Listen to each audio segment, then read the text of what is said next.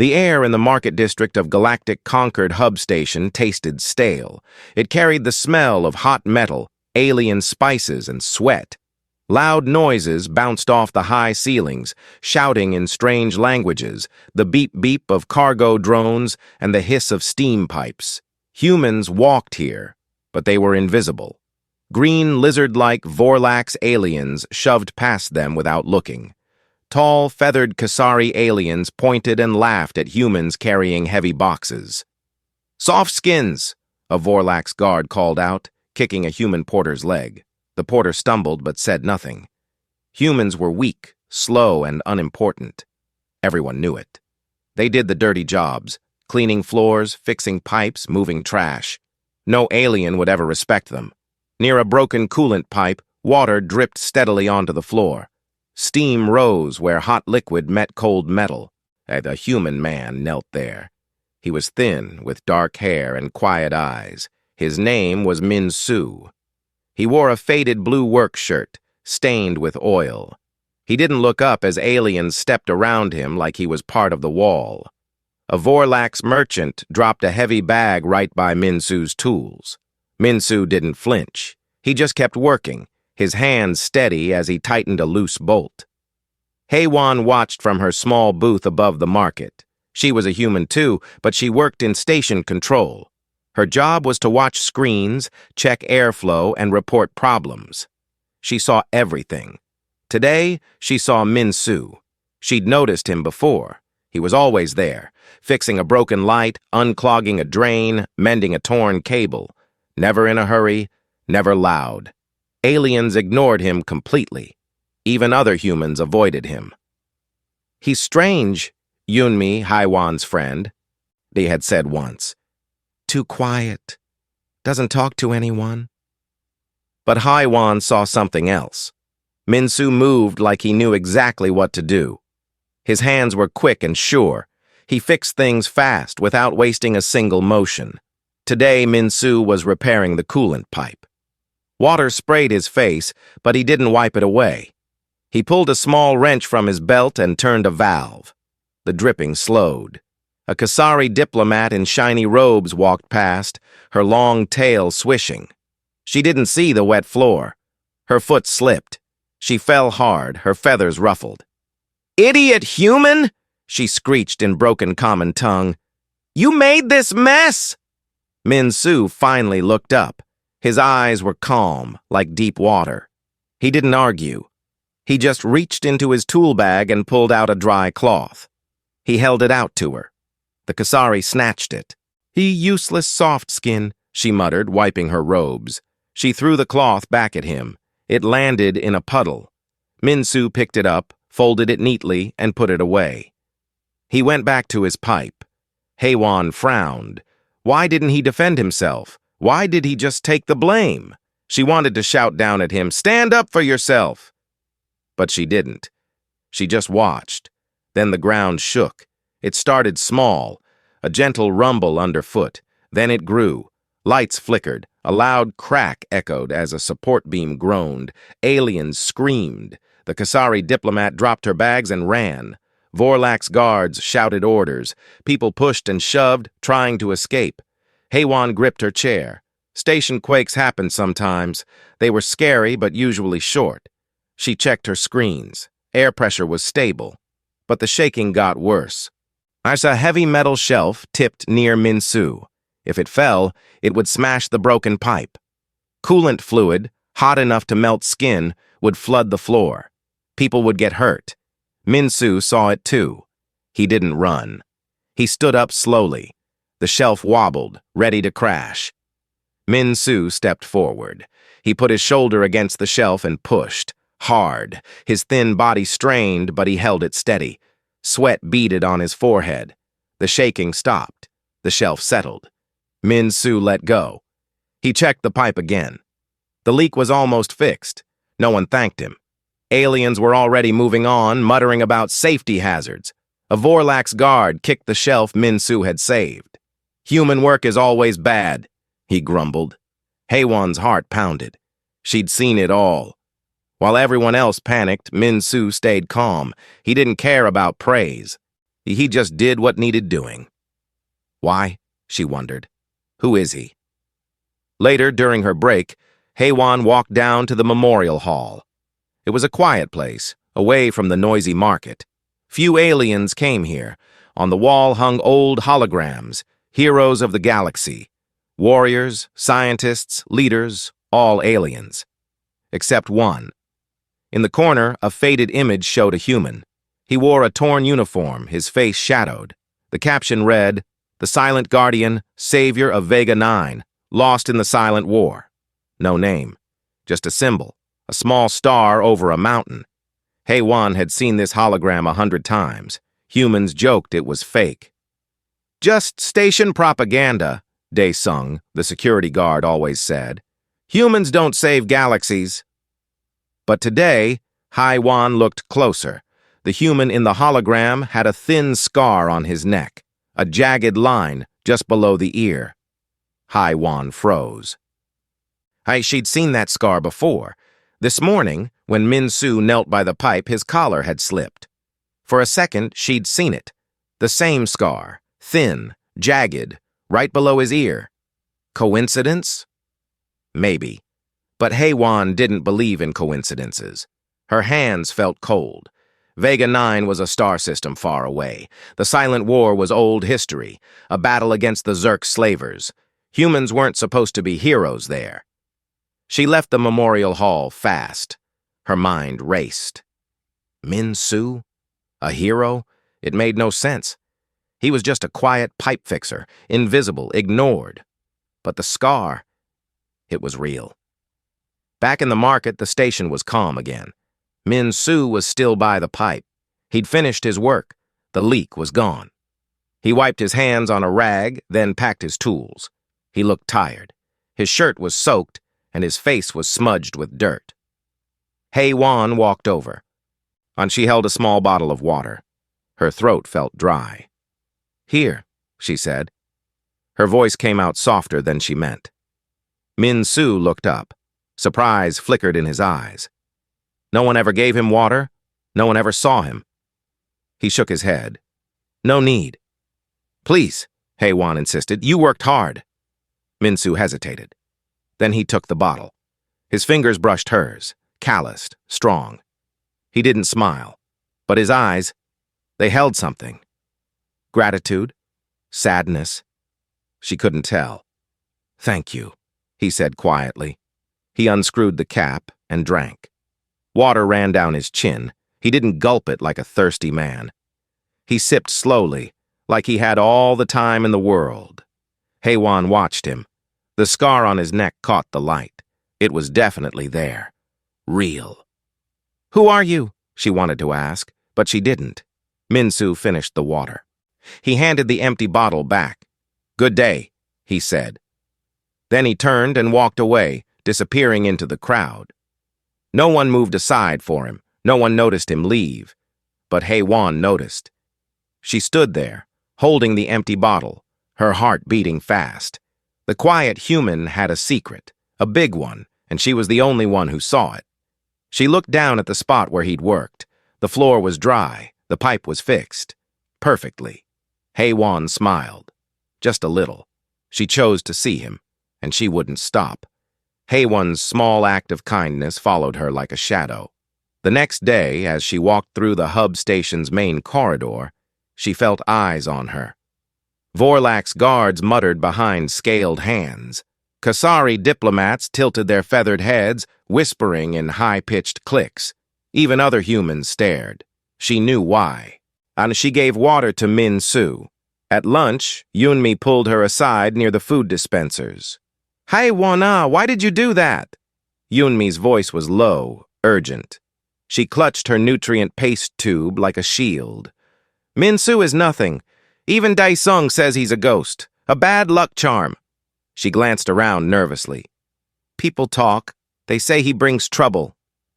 Haywan stirred her soup slowly. "He fixed the coolant pipe when the quake hit. Saved everyone." "Accident," Yunmi insisted. "Or luck. Humans don't save anyone here. We clean, we carry, we stay quiet. That's how we survive." She touched Haywan's arm. Don't make enemies for a nobody. But HFY couldn't unsee the scar.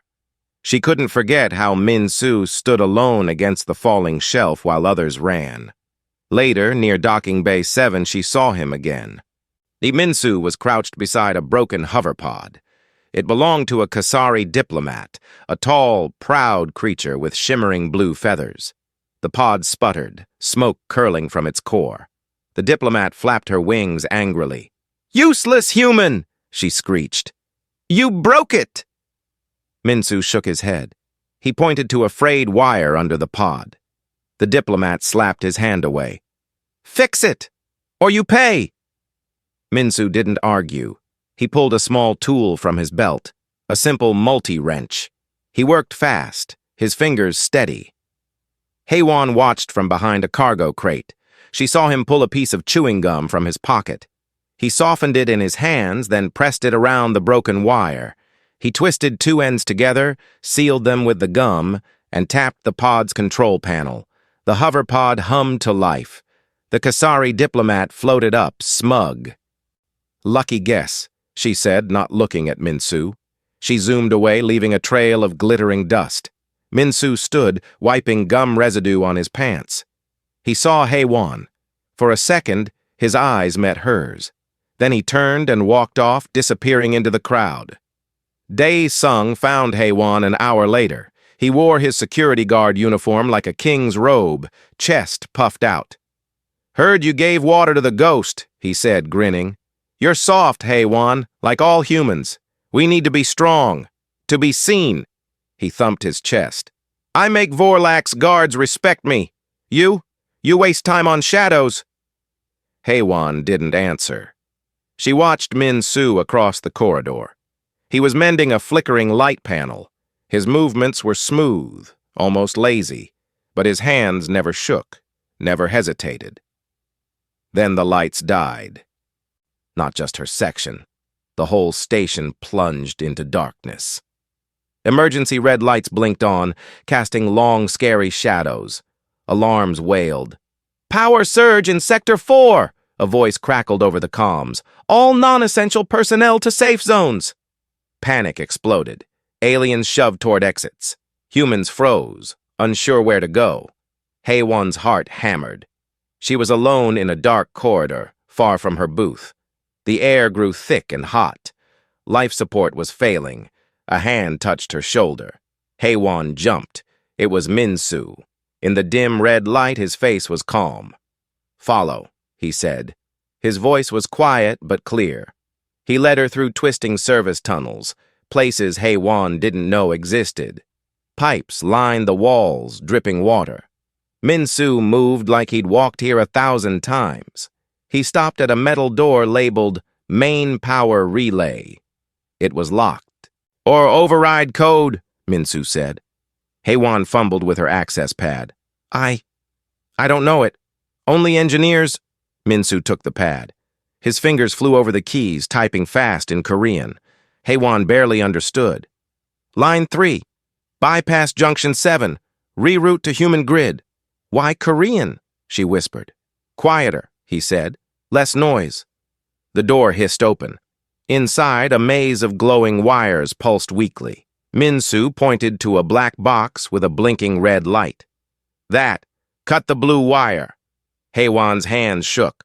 "What if I'm wrong?" "You won't be." His eyes held hers, steady, sure. "Trust the quiet." She grabbed her knife, cut the wire. The box beeped. Lights flickered on, soft, normal light. The air cooled. The alarm stopped. Min-Soo nodded. "Good." He turned to leave. "Wait!" HFY stepped forward. "How did you know?" "Hey, you're not just a pipe fixer." Min-Soo paused.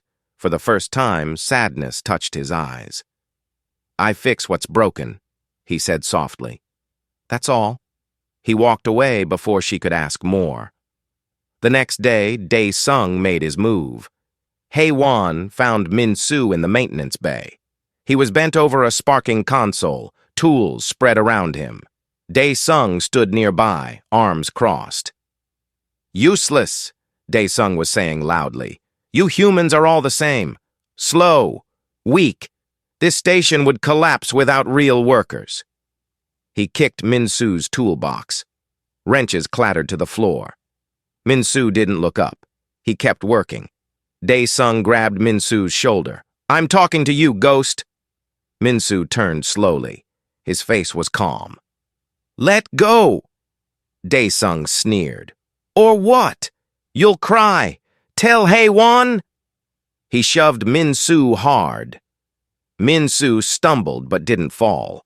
Hae-won ran over. "Stop it, Dae-sung," Dae-sung laughed. "Protecting your shadow? Fine, but look!"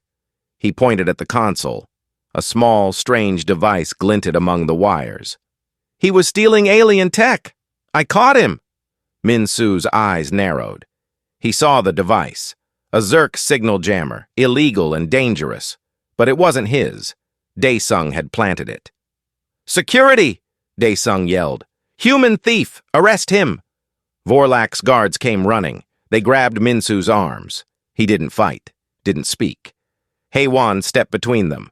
"He didn't do it," Dae-sung smirked. "He's guilty. Everyone knows it." The Vorlak's guard pushed Hae-won aside. "Humans lie. This one goes to holding cell." Min-Soo looked at Hae-won. His eyes said, Don't get involved. Don't risk yourself." But Hae-won couldn't stay silent. She stepped forward again, her voice loud and clear. "He's the reason this station hasn't exploded."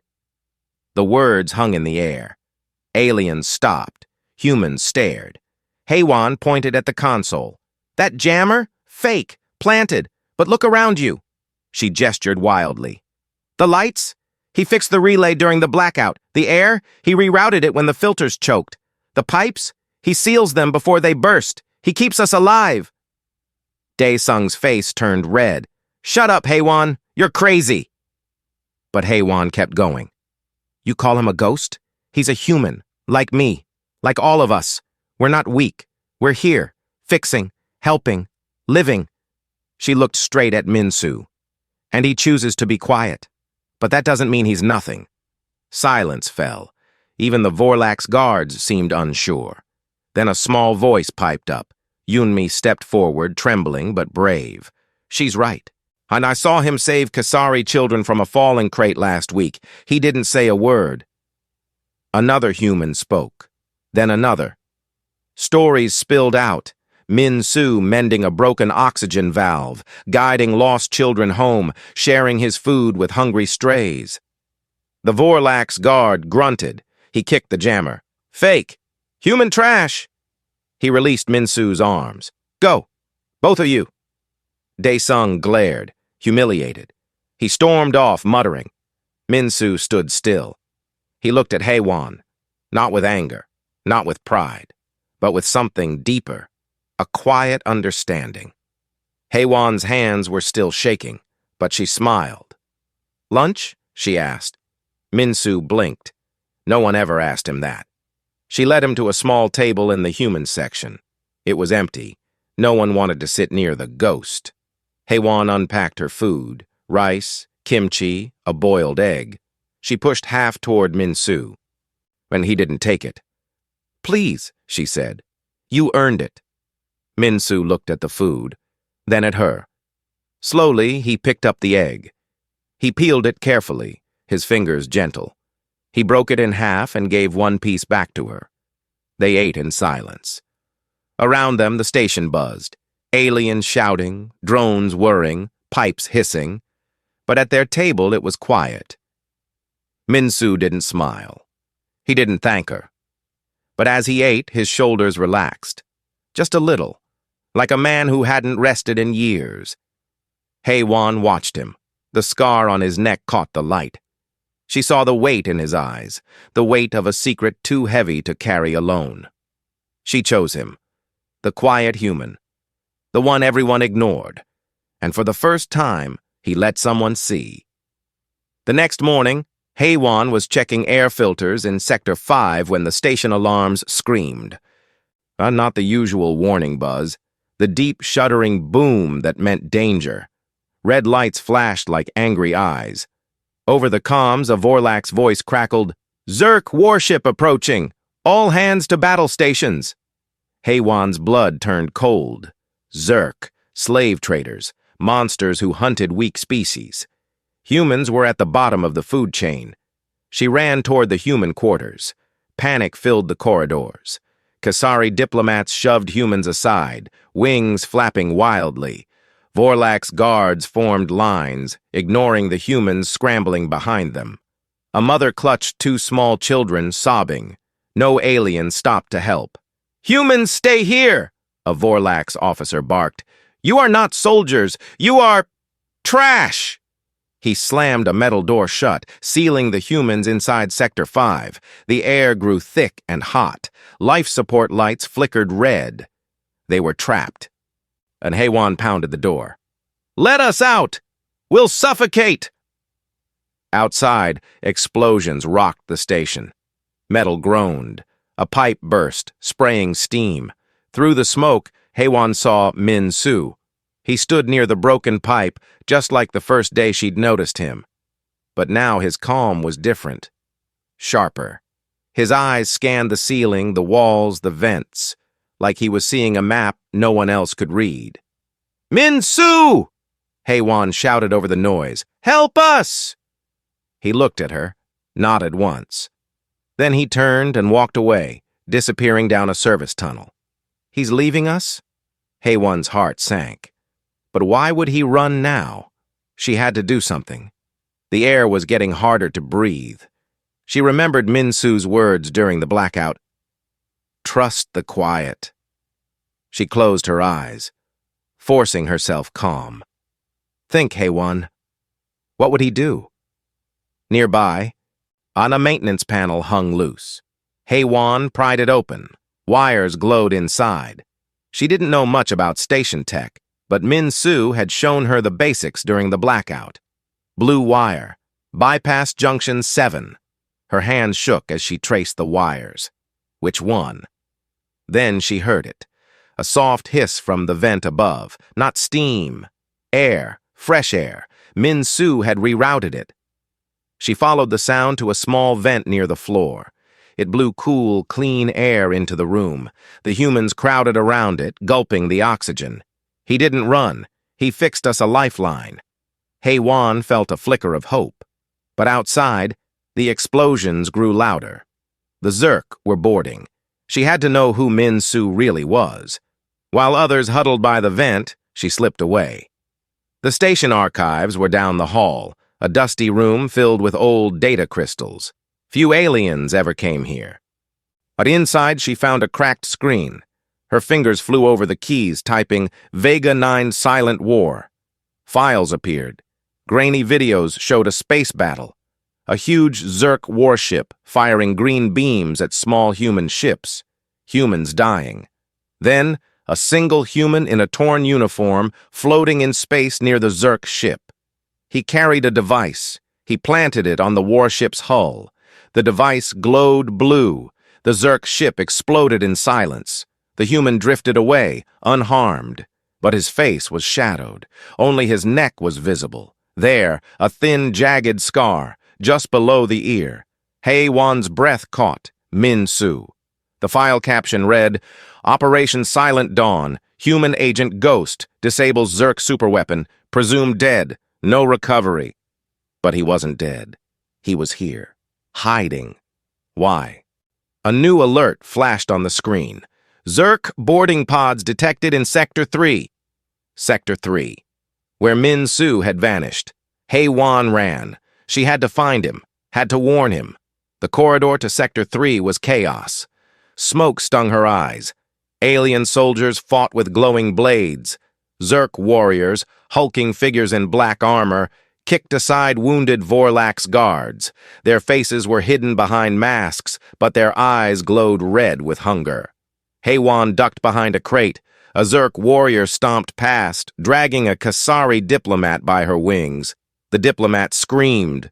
Haywan covered her mouth to stay quiet. Then she saw him. Min Su stood at the end of the corridor. He wasn't hiding. He wasn't running. He held a wrench in one hand and a length of fire hose in the other. A Zerk warrior spotted him. Soft skin, it growled in broken common tongue.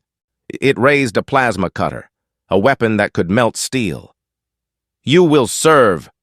Minsu didn't flinch. He moved. Fast. He ducked under the plasma beam, swung the fire hose like a whip. It wrapped around the Zerk's ankle. Minsu yanked hard. The warrior crashed to the floor. Before it could rise, Minsu slammed the wrench against its mask. Crack. The mask split. The warrior howled, red eyes wide. Two more Zerk charged. Minsu grabbed a fallen Vorlax blaster. He didn't fire. Instead, he shot the ceiling pipe above them. Hot steam gushed down. The Zerk screamed as it burned their armor. Minsu rolled past them, wrench in hand. Haiwan watched, stunned. This wasn't the quiet pipe fixer. This was a storm. A huge Zerk commander stepped forward. His armor was blacker, sharper.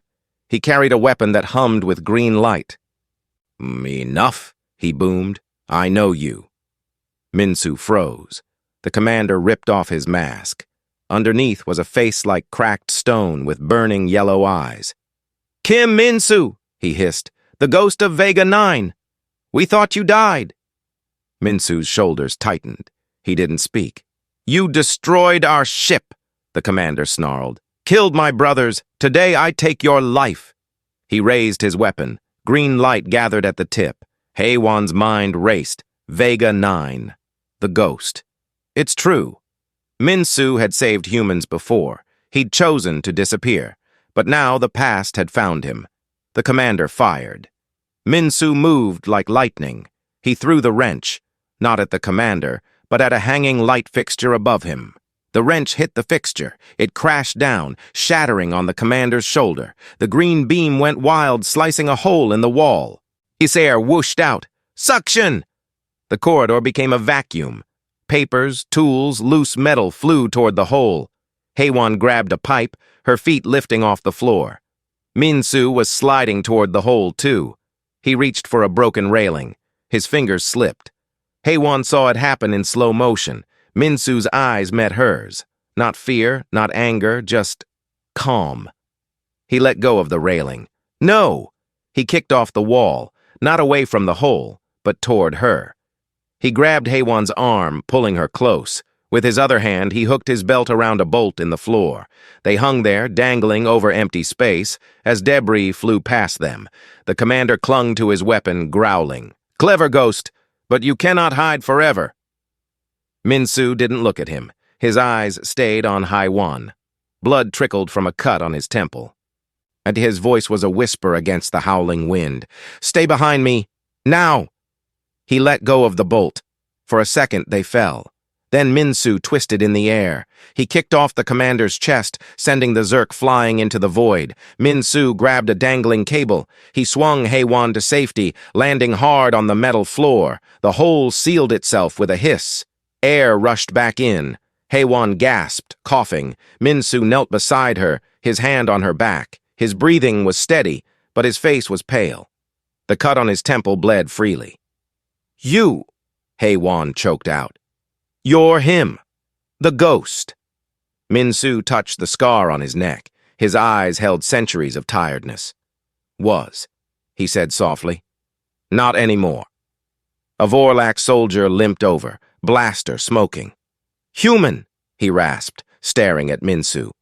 "You fight like warrior." Minsu shook his head. And he helped Haiwan stand. "I fix pipes," he said, as if it explained everything. But Haiwan knew better. She saw the truth in his eyes. The quiet man wasn't hiding from the world. He was hiding from himself, from the legend that wanted to turn him into a weapon again. Outside, the battle raged, but here, in this broken corridor, Haiwan made her choice. She took Minsu's hand. His fingers were cold, stained with blood and oil. "You're not just a pipe fixer," she said, "and I see you." Minsu looked down at their hands. For the first time, his calm cracked. A flicker of something raw, pain, maybe hope, crossed his face. He didn't pull away. The station lights flickered. Somewhere a child cried. Minsu turned toward the sound, his shoulders squared. Not as a ghost, not as a legend. as a man who couldn't ignore broken things, even when the broken thing was the galaxy itself. The station groaned like a dying animal. Smoke stung Heywan's eyes as she followed Min-Su through the broken corridor. Aliens lay wounded on the floor, Vorlax guards, Kasari diplomats. No one helped them. Humans huddled in corners, too scared to move. Min-Su didn't hesitate. He knelt beside a bleeding Vorlax soldier, pressed a cloth to the wound, and tied it tight with a strip of cloth torn from his own shirt. "Why help them?" Heywan whispered. "They called us trash." Min-Su didn't look up. "They're hurt," he said simply. "Fix what's broken." A scream cut the air. Down the hall, a Zerk warrior dragged a human child by the arm. The child kicked and cried. Min-Su moved. He didn't run. He flowed, like water through cracks. He grabbed a fallen Kasari feather, long and sharp, and threw it. It struck the Zerk's hand. The warrior dropped the child. Min-Su scooped the boy up, handing him to a trembling human woman. "Hide," he told her. Then he turned to face the Zerk. The warrior raised its green weapon. Min-Su stood still. His eyes were calm like a lake at dawn. He waited. The Zerk fired. Min-Su ducked, not fast, but perfectly. The beam hit a metal crate behind him. Min-Su lunged, not with fists, but with a fire extinguisher. He sprayed white foam into the Zerk's eyes. The warrior stumbled, blinded. Min-Su hit its knee with a wrench. Crack. The warrior fell. Min-Su took its weapon and smashed it against the wall. "No killing," he said to Heywan as if she'd asked. "Only stopping." More Zerk came. Min-Su pulled Heywan into a service tunnel. "Listen," he said, his voice low and steady. "Life support control. Sector 2. Broken. Humans will suffocate." He drew a map in the dust on the floor, lines and dots. "You go. Tell Vorlax guards. Reroute power through human backup grid. Junction 7B. Say, quiet river flows deep." "Why me?" Heywan's voice shook. "You speak their language, I don't." He touched her shoulder. Just once. "Trust the quiet." Heywan ran. She found the Vorlax guards fighting near the control room. "Junction 7B, she yelled. "Reroute through human grid. Quiet river flows deep." The lead Vorlax glared. "Human nonsense!" "Min-Su sent me," Heywan shouted. "Or everyone dies." The Vorlax hesitated. Then he barked orders. His crew worked fast. Lights flickered. Air hissed back into the vents. Humans gasped, breathing freely again. The Vorlax nodded at Heywan. "You're quiet, human." He knows station well." Heywan ran back to find Min-Su. She heard explosions near Docking Bay 1. When she arrived, the sight froze her blood. A Zerk warship was docked. Its hull glowed green. Min-Su stood alone before it, facing 3 Zerk warriors. One held a round device, pulsing red lights, ticking like a heart. A bomb. It was attached to the station's main power core. If it exploded, the whole station would vanish. "Ghost," the Zerk commander sneered. It was the same one Min-Su had thrown into space. "You always save what you love. Today you watch it burn." He pointed at the bomb. 10 minutes. Then, silence. Min-Su stepped forward. "Let the humans go," he said. The commander laughed. "Or what? You'll fix it? Humans can't even fix yourselves." Min-Su didn't answer. He looked at the bomb. His eyes moved fast, studying wires. Lights, patterns. Heywan saw it. He wasn't seeing a bomb. He was seeing a puzzle. The Zerk warriors raised weapons. "Stay back, Ghost, or we shoot." Min-Su took another step. "Please," he said, not begging, just calm. "Let me help." A green beam shot toward him. Min-Su didn't dodge. He stepped into the beam's path, but at the last second he kicked a metal plate on the floor. It flew up, blocking the shot. The beam hit the plate. Sparks flew. Min-Su rolled past the warriors, landing beside the bomb. "No!" the commander roared. Min-Soo knelt. His hands moved like a dancer's, gentle, precise. He touched the wires, ignored the red and blue ones everyone expected. Instead, he found a thin yellow wire almost invisible. He smiled, a tiny, tired smile. HFY understood. "He sees the pattern," she whispered. "Meet like badak stones." Badak was a Korean game, stones on a board. Humans played it for centuries. Min-Soo saw the bomb's lights like badak stones, red for danger, green for safe. The pattern was clear to him, not to aliens. "Cut the yellow wire," HFY yelled to Min-Soo. He nodded, pulled out a small knife. The Zerk commander charged. Min-Soo didn't look up. He cut the wire. The bomb stopped ticking. The commander grabbed Min-Soo's arm. "You ruin everything!" He slammed Min-Soo against the wall. Min-Soo's head hit metal. Blood streamed from his temple. HFY ran forward. "Stop!" Min-Soo pushed her back. "Go!" he breathed. "Seal the bay!" She saw his plan. The dock doors. If she closed them, the Zerk warship would be trapped outside. But Min-Soo would be stuck inside with the Zerk. "No!" HFY cried. Min-Soo's eyes held hers, calm, certain. "For quiet," he said. HFY ran to the control panel. Her hands flew over the keys. The dock doors began to close, slow, heavy metal sliding shut. The Zerk commander saw it. He dragged Min-Soo toward the opening. "You die with us, ghost!" Min-Soo twisted free. He kicked the commander's leg. The warrior fell. Min-Soo grabbed a loose pipe. He swung it like a staff. Taekwondo, HFY realized. Human fighting. Fast. Strong. He disarmed 2 warriors, sending their weapons clattering away. But the commander pulled a knife. He stabbed Min-Soo in the side. Min-Soo gasped, staggered. Blood soaked his blue work shirt. "Min-Soo!" HFY screamed. He looked at her, not at the wound, at her. His eyes said, "Do it. Now." HFY hit the final button. The dock doors slammed shut. Metal screamed. The Zerk warship was sealed outside, trapped. But Min-Soo was still inside the bay, with the angry Zerk and the broken bomb. HFY pounded the door. "Min-Soo!" Through a small window she saw him. He leaned against the wall, blood dripping. The Zerk warriors circled him. Min-Soo closed his eyes, took a deep breath. When he opened them, they were ice, cold, focused. He moved, not like a wounded man, like a storm. He kicked a warrior's knee, crack, dropped, rolled, grabbed the fallen knife, threw it. It buried itself in the second warrior's shoulder. The commander charged. Min-Soo sidestepped.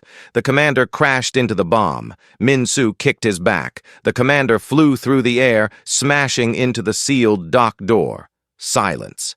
Min-Soo stood alone. Blood pooled at his feet. He walked to the bomb, picked up a tool, began dismantling it, wire by wire, calm, steady. Yeah, like he was fixing a pipe. HFY found the manual release. She pulled the lever. The inner door hissed open. Min-Soo turned. He swayed on his feet. His face was pale. Blood soaked his side. He tried to smile. Failed. "Worth it," he whispered. "For quiet." Then he collapsed. HFY caught him. His blood was hot on her hands. "Hold on," she begged. "Yoon-mi can help." She dragged him through the corridors. Min-Soo's breath was shallow. His eyes closed. Yoon-mi waited near the human quarters. When she saw Min-Soo, she gasped, "Oh no! Oh no!" She laid him on a table, tore open his shirt. The knife wound was deep.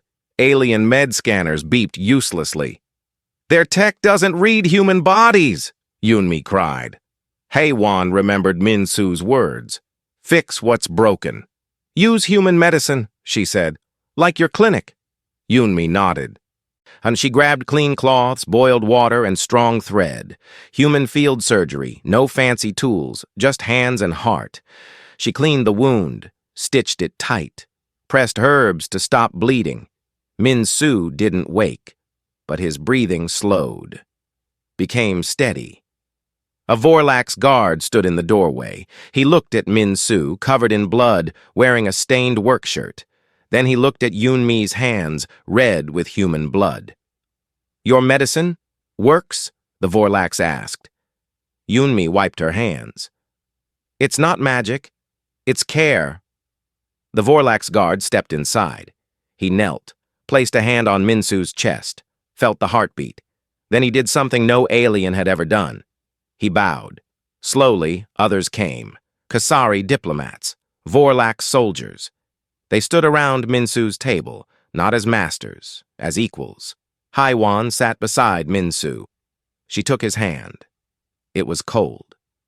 And she warmed it with her own. Tears fell on his fingers. Outside, the station was quiet. The Zerk were gone. The humans were safe.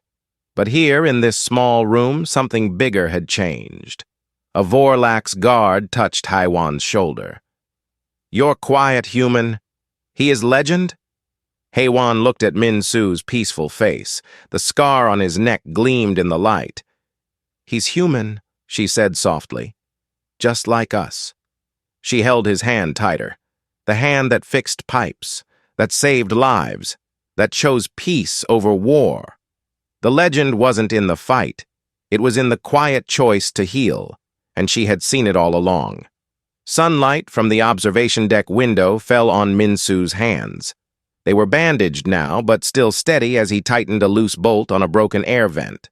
The station hummed around him, cleaner, quieter since the Zerk left. Humans walked taller, and aliens met their eyes. But Minsu just fixed the vent, like always.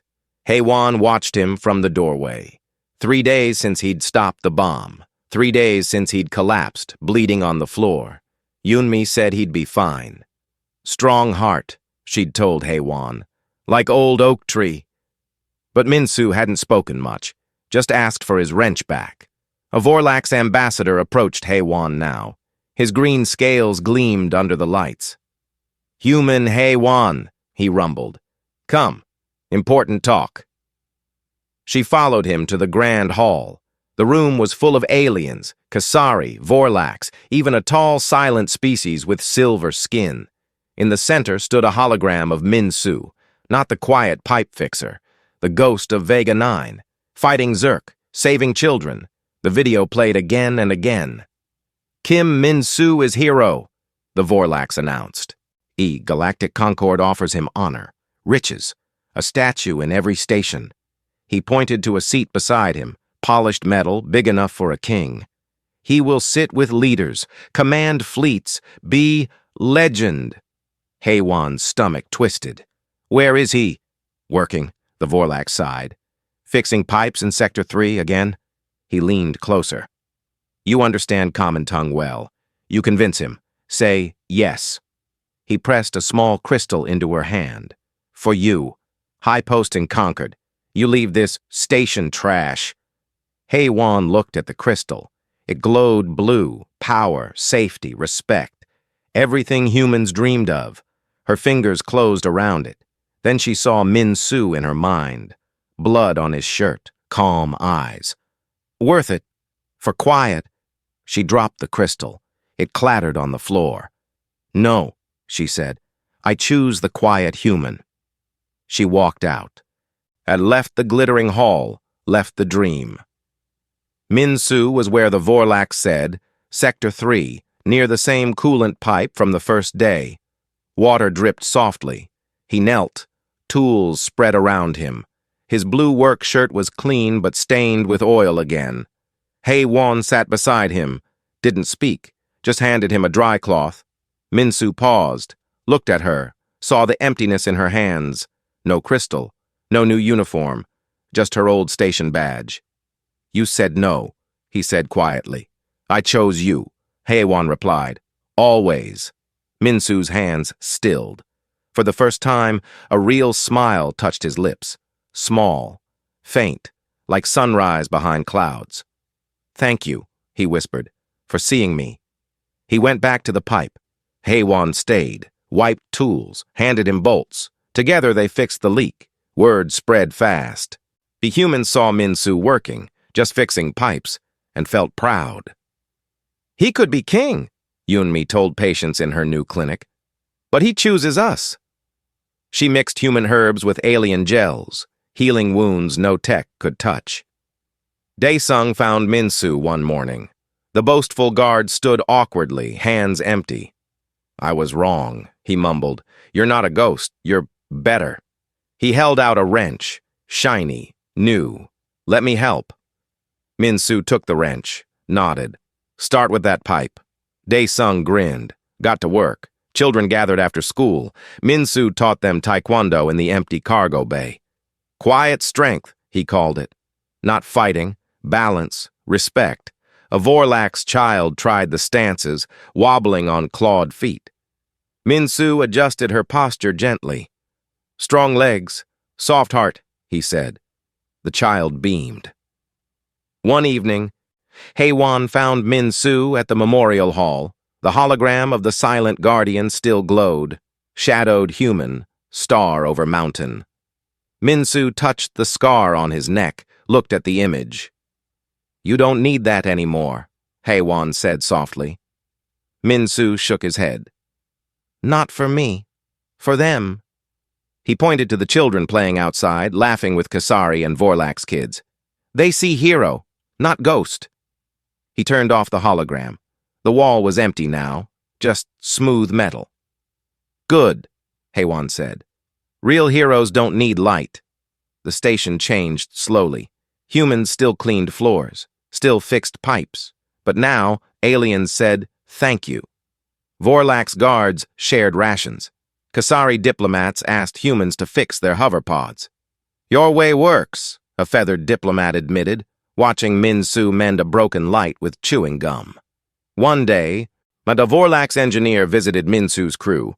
He pointed to a human-designed backup system, old, simple, made of basic wires. "Why this?" he asked. "Alien tech is better." Minsu handed him a tool. "Try." The Vorlaks worked fast, failed. The system sparked.